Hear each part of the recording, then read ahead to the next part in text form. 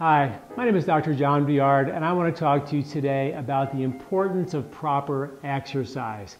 You know, with pre-diabetes being epidemic in our culture, exercise becomes a critical tool to reverse insulin resistance, which is one of the major causes of pre-diabetes. When the blood sugars begin to creep up, what happens is the extra sugar in the blood overwhelms the muscle cells and they can't handle any more sugar. So they resist the uptake of sugar. That's why it's so critically important to have exercise be a part of your regime against pre-diabetes and rising blood sugars, because what exercise does is it forces the demand of the muscle to get the sugar it needs to make energy. So it's one of the primary tools to actually reverse insulin resistance. I'm going to tell you how to do that very, very specifically. But remember, you know, when those blood sugars start to rise up, they creep up insidiously. Most people don't realize this is happening. You know, 1/3 of the American population has a blood sugar over 110. That's pre-diabetes. 90% of them, 90 million Americans, don't know they have it. So we think anything over 110 is bad, and that's 1/3 of America. Well, guess what? Anything over 85 milligrams per deciliter in the morning is considered to be damaging to your arteries. In fact, one study showed you increase your risk of dying of a heart attack or stroke when that blood sugar goes between over 85. Now, between 85 and 110, you got 1/3 of America over 110. How many of us are in that range between 85 and 110? And nobody says a word.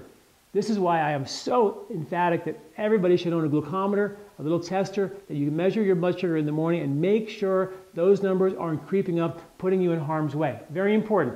And we did a whole newsletter series on blood sugar and strategies to reverse it. And one major strategy is to exercise properly. The best way to exercise is to use your muscles in a very powerful way. Demand more energy, more sugar, more oxygen while you exercise. And this technique I like to call chasing the rabbit. If you were a hunter-gatherer and you were chasing a rabbit to eat it for dinner, the rabbit would run and you'd sprint after it, and it would dive into a hole, and you'd wait, it would come out, and you'd run again, and you'd run after it as fast as you could, and it would dive into a hole, and you would sprint and recover, and sprint and recover. If I asked you, you're a middle-aged adult, when was the last time you ran as fast as you could, like you're chasing a rabbit? And you'd probably say, can't remember.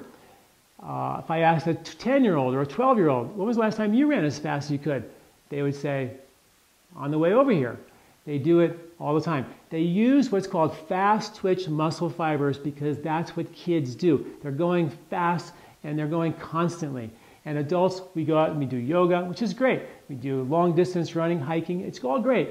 But we need to incorporate fast twitch muscle fiber activation. When you do that, great things happen. You demand energy. Your muscles demand energy, and it breaks down the insulin resistance. It gets the sugar out of your blood so it doesn't damage your arteries and your heart and predispose you to cancers and Alzheimer's and all kinds of degenerative conditions we've talked about prior. So it's critically important that we all exercise and incorporate this very simple 12-minute workout into your regime. How do you do it? Warm up, go for a little walk or a light jog for a couple of minutes, and then do a 1-minute sprint. Go as fast as you can.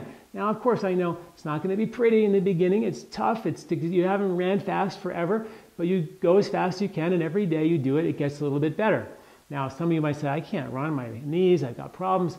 So maybe you do step-ups on a stair in your house, or you do jump-ups on a stair in your house, or you do jumping jacks, or you take 2 cans of tuna fish and go as fast as you can. For 1 minute, go as fast as you can, and then rest for a minute.